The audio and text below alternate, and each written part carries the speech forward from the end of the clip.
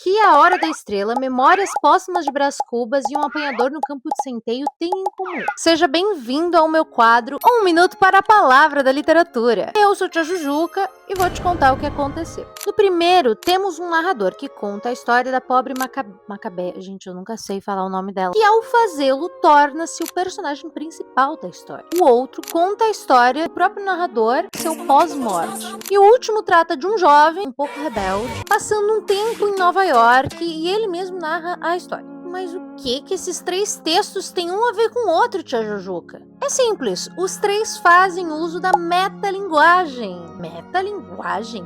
O que é isso? Não, meu pequeno gafanhoto, que as coisas serão explicadas. Essa é uma técnica de escrita que, apesar de aparecer muito nas obras modernas, ela já acontece desde o lado barroco, que nela acontece o seguinte. O narrador, ao narrar a história, acaba trazendo o foco para a própria narração, fazendo desta o foco principal da história. Simples. Se não ficou muito compreensível, o que eu acho que é muito possível, a pesquisadora Michelle Jacome, tomara que eu esteja falando certo, não, diz em sua pesquisa sobre metalinguagem. O processo de elaboração da obra torna-se, na verdade, a própria história, sendo a forma não só o meio de se chegar ao conteúdo, mas o próprio conteúdo. Como é o caso dos personagens escritores, que personificam as dificuldades formais e temáticas que os cercam. O romance passa a ser sujeito de si mesmo, etc. e tal.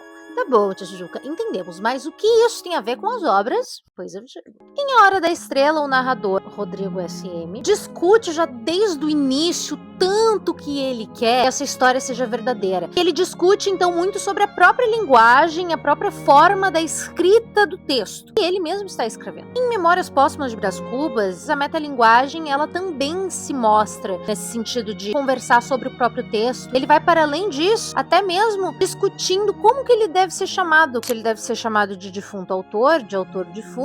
E na história do Apanhador no Campo de Centeio, o Holden, ele está simplesmente o tempo inteiro falando com você, leitor, tá se comunicando diretamente com você. Os três casos, no final das contas, é isso que está acontecendo. E aí, você já leu esses livros? Se você já leu, você já identificou isso nesses livros? Comente aí nos comentários, meus amigos.